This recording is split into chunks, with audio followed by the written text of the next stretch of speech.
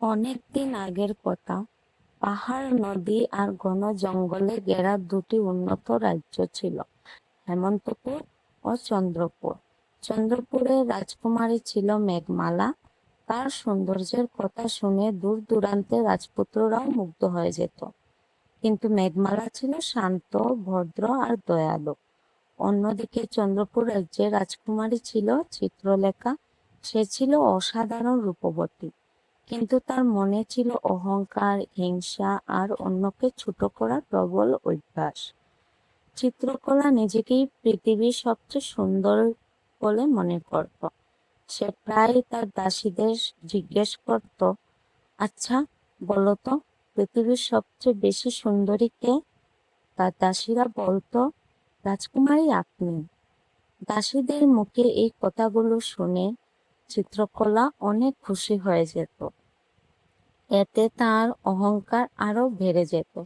দাসীরা কখনো এই কথা বলেনি রাজকুমারীকে যে তাদের অপর রাজ্যের রাজকুমারী মেঘমালা তার চেয়ে অনেক বেশি সুন্দরী, বাহিরের দিক দিয়েও এবং মনের দিক দিয়েও।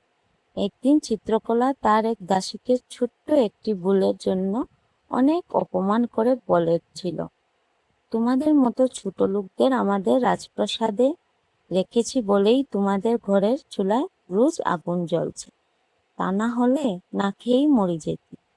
আরো অনেক কিছু বিষয় নিয়ে অপমান করছিল। তখন সেই দাসী রাগে বলল, তোমার মনের ভিতর অনেক অহংকার, রূপ দিয়ে কি করবে? শুধু রূপে সৌন্দর্য হলে হয় না, মনের ভিতর সৌন্দর্য থাকাটা দরকার, যা তোমার মধ্যে নেই। তুমি কি বলো, তুমি পৃথিবীর সবচেয়ে সুন্দরী? না, তুমি নও। তোমার অপর রাজ্যের রাজকুমারী মেঘমালা, সে সবচেয়ে বেশি সুন্দরী, বাহিরের দিক দিয়েও সুন্দরী এবং মনের দিক দিয়েও। এই কথাগুলো বলে দাসী সেখান থেকে চলে যায়। দাসীর মুখে মেঘমালার প্রশংসা শুনে চিত্রকলা বলল, ওর সৌন্দর্য আমার সামনে কিছুই না।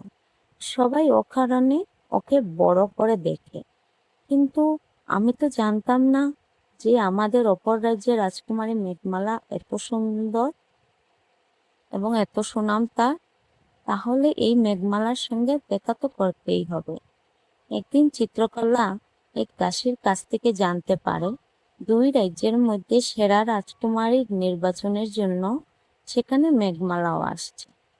এই কথা শুনে চিত্রকলা বলল, মেঘমালা, তোমার সঙ্গে দেখা করার সুযোগ এসেছে। একদিন দুই রাজ্যের মধ্যে সেরা রাজকুমার নির্বাচনের জন্য বিশাল উৎসবের আয়োজন করা হলো। সারা দেশ থেকে মানুষ, মন্ত্রী, রাজা এবং রাজপুত্ররা সেখানে উপস্থিত হলো। চিত্রলেখা ভেবেছিল তার রূপের কাছে কেউ টিকতে পারবে না, কিন্তু উৎসবে মেঘমালা যখন গরিব শিশুদের হাতে নিজের গয়না খুলে দিল, তাদের সাহায্য করলো, তখন সবাই তার প্রশংসা করতে লাগলো। এই দৃশ্য দেখে চিত্রলেখার হিংসায় বুক জ্বলে উঠল।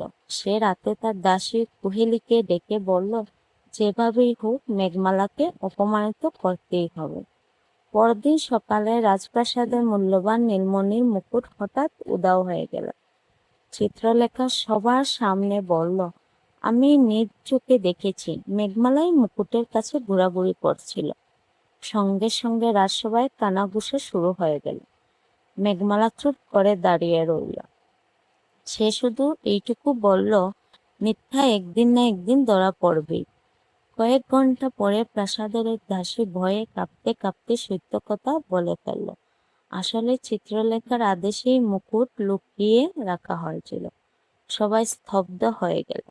রাজা প্রচন্ড রেগে চিত্রলেখাকে শাস্তি দিতে চাইলেন, কিন্তু মেঘমালা বলল, মহারাজ, ভুলের শাস্তি সময় নিজেই দেয়, ওকে ক্ষমা করে দিন। সেদিন চিত্রলেখা আরো অপমানিত বোধ করল, কারণ যাকে সে অপমানিত করতে চেয়েছিল সেই তাকে বাঁচিয়ে দেবে, সেটা তার সহ্য হয়নি। কিছুদিন পর চন্দ্রপুর রাজ্যে কারোর জমিতে কোনো ফসল হয়নি। পুরো রাজ্য দুর্ভিক্ষে ছড়িয়ে পড়ল। মানুষ খাদ্যের অভাবে কষ্ট পেতে লাগলো।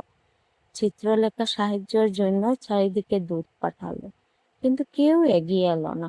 তখন হেমন্তপুরের রাজকুমারী মেঘমালা তাদের সাহায্যের জন্য এগিয়ে এলেন। মেঘমালা নিজেও প্রত্যেক এলাকায় গিয়ে মানুষের সেবা করতে লাগলো। এক রাতে চিত্রলেখা দেখলো কাদামাখা পথে দাঁড়িয়ে মেঘমালা ক্ষুধার্ত শিশুদের খাবার দিচ্ছে। তার চোখে জল চলে এলো। সে বুঝতে পারলো রূপ মানুষকে সুন্দর দেখায়, কিন্তু ভালোবাসা মানুষকে মহান করে তোলে। পরদিন রাজসভায় সবার সামনে চিত্রলেখা মাথা নত করে বলল, আমি হিংসা করেছি, নিন্দা করেছি, অন্যায় করেছি, কিন্তু আজ বুঝেছি সত্যিকারের সৌন্দর্য হৃদয়ে থাকে। মেঘমালা এগিয়ে এসে তাকে জড়িয়ে ধরল। সেই দিন থেকেই দুই রাজকুমারী বোনের মতো হয়ে গেল।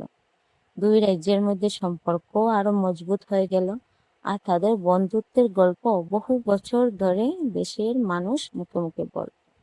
শিক্ষা: বাহিরের সৌন্দর্য থাকুক বা না থাকুক, মনের সৌন্দর্য থাকাটা প্রত্যেক মানুষের প্রয়োজন।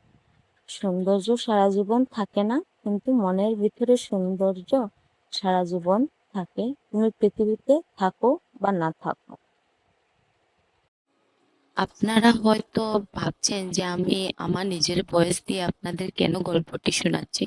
কারণ আমি মনে করছি যে আমি আমার নিজের ভয়েস দিয়ে যদি গল্পটি শোনাই, তাহলে আপনারা আমার সাথে আরো বেশি কানেক্ট হতে পারবেন, আর আমিও আপনাদের সঙ্গে আরো বেশি কানেক্ট হতে পারবো। সেই জন্য একটু চেষ্টা করছি নিজের ভয়েস দিয়ে প্রত্যেকটি গল্প শোনানো এবং বোঝানো। একটু বুঝবেন।